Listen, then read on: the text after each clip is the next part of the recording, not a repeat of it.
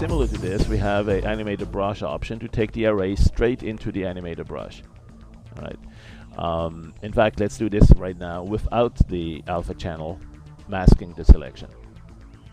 Okay, and then we'll do it again. So here we'll say how many like number of images along the x-axis. That's 1, 2, 3, 4, 5, 6, of course. And then how many down vertically or along the y-axis. That's 5. Now that's a total of 30 images. You could have fewer, you know, maybe you have some empty cells. If you had only 27 images, you would still possibly do a 6x5 layout, and you would have just 2 or 3 images at the bottom and a couple of blanks. So you need to tell it how many images actually are there. And in this case, we have an exact match at 30. Click OK, and you now have the whole thing transferred also into the custom brush as an animated brush. Let me show you that. Go to the brush and store it. And it doesn't look that much like an animated brush. But one thing that you will notice is if you grab the corner, or if you do a show film strip, you do have more than one images in here. And you can actually grab the corner and resize it a little bit down, or you can scroll down. Okay, come on. You can scroll down here and you'll see our dude running across. Again, oh, here's the last frame. And it's a animation where the background is not transparent. It's actually showing the blue. Now, so you can paint with that, right? You can actually take our dude, and let's say that's our current brush, and then you just paint over it. You can go with full opacity. You can rekey it. Let's say, where's the rekeying? Right-click there, and key it to the blue color. Make that transparent. That's a good color key. And so now you can have our dude running across this. And there's so much more we can do, and we will get back to that for more. But before we do that, let's see how we can add alpha. Okay, so let's go back a few until we got the clean sheet. This one here I'll get rid of. And what I'm going to do next is to add alpha. So right now the selection mask will clear it, and we'll go simply to the magic wand right here. And that should be a very clean selection. We can perhaps go without anti-alias first. Let's zoom in a little bit and see what happens there. If I'm zooming in, let's say for instance in this area here. Click on this blue, and you see the marching ants, and so it selected that all over. Each character is selected, or so it seems. It actually didn't select the characters, it selected the background, because that's what I clicked on. So be careful. This is only showing where the edge of the selection is, not which part is selected. So you need to have a look at it inside, for instance, a stored copy of it. If you do the store alpha, you'll see that the white part, which is the selection, is on the outside. You need to invert that. Click invert, now you have the dudes selected. But it's not very precise. The reason is that I didn't do the anti-alias mode. So there are some areas where it might be missing it a little bit, like the blue. See around the fingers here, it's quite possible that it's going to, around the hand as well, that it's not close enough, and it will probably show a little bit of a blue border. One way to fix that is to actually go and pick right here between the fingers. But when you do that, it only picks that. Everything else is not selected. So a better way to do is to go with anti-alias mode. Click on the outside here, and now it comes a little bit closer. It takes longer to figure out what to select and what not to select, but you do get closer to the hand. It does mix into the halfway of the anti-alias transition. Now, if that's still not good enough, one thing you can also do is go to the selection, as we've seen earlier, and you can go and shrink this or grow it. Remember, right now the selected part is the blue background, so we need to grow out of the blue into the hand if we want to even cut there even more. You could go and perhaps grow alpha just 1 pixel, 1 unit, so that makes it go a little bit more into the hands. Another thing you could do also is blur it a little bit.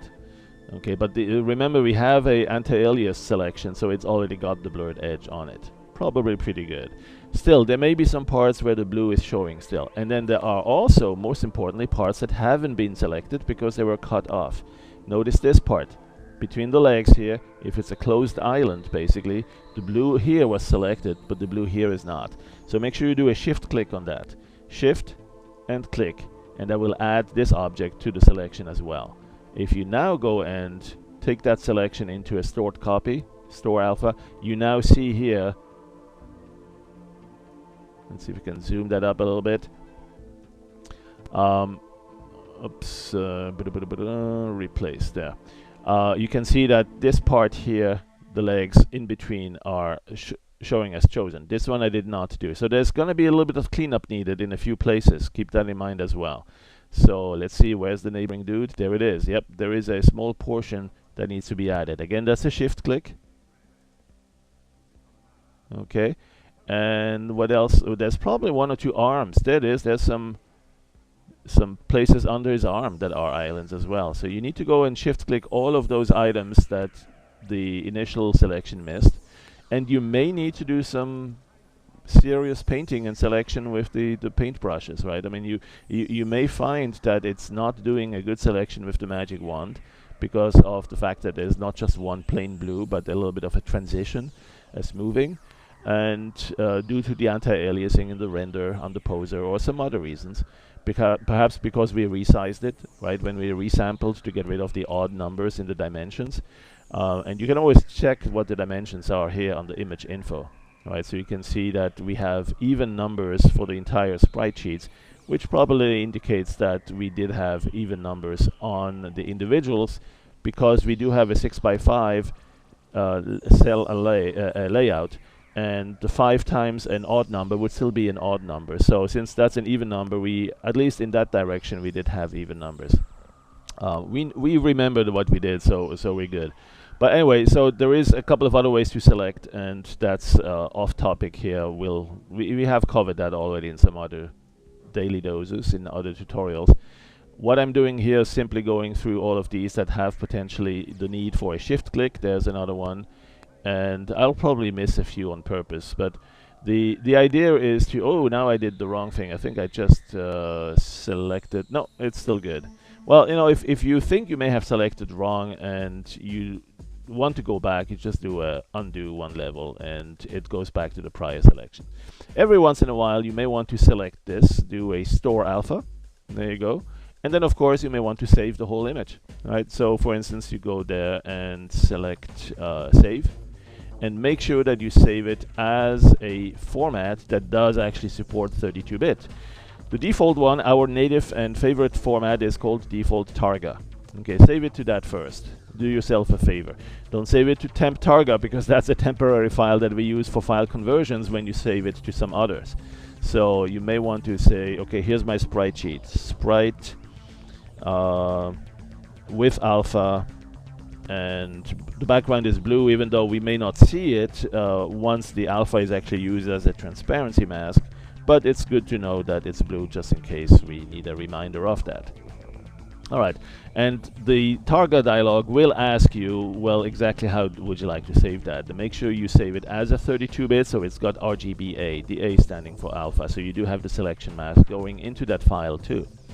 Okay that, and you're done. See, that was a fast save. Now if you save it in a different format, save it as a TIFF, for instance, you will want to notice that you can perhaps keep the same file name, change the .tga to a .tif, and this one is not going to ask you if you want to add a 32-bit or 24-bit. What it does is it notices whether there is any bit, any alpha selection mask present, and if there is, then it saves it automatically in 32-bit. What it does is it actually saves it to the 32-bit Targa, that's the temp Targa file, and then it invokes the converter, which comes from ImageMagick and is included in Dogwaffle. And so it converts it at that point to the 32-bit version. So in other words, what you can do here is later on when you go back to, you know, maybe you exit and you start with a new image and you say, hey, wait a moment, I got this running dude sprite sheet. Let's go do some work on that. So you can go back to open, and you can see here's the TIFF and here's the Targa. They should be roughly the same size, because they are 32-bit. That's probably not very compressed. Let's have a look. Yep, 10 megabytes, pretty big. Okay, but you know, if you take the sprite, you load that, and it will restore the alpha. It may not show it initially. Okay, initially you may not see the alpha channel. Always verify here, selection alpha on. There's a backslash shortcut on the keyboard, and there you go. And also store the alpha to make sure what you actually have is the inside. See, we got the wrong one. Now I don't know if that was because we didn't save it right, or because we had it right but we didn't do it right. What it is possibly is that the the TIFF may have converted it to a different layout. It may have saved the white down to black. So, you know, you can easily invert that as you need it here again, right? Just replace it like this. So, you know, that's something you can use at this point, of course, to do all sorts of other things to that. That image that's in the sprite now, maybe you'd like to convert it to a different color, right? Or do some rendering with the gradients on it, like the circular gradient, right? But through the alpha channel, right? So if you do something like a gradient like this here, you'll see that the dude is going to be colorful, right? Or grayscaled or whatever, but just through the alpha channel. Anyway, that's a quick one on another one on the sprite sheets. There's plenty more to explore. The next segment we'll see how to take this sprite sheet into the brush as a custom animated brush with the array to animated brush. All right, see you soon again on the next segment.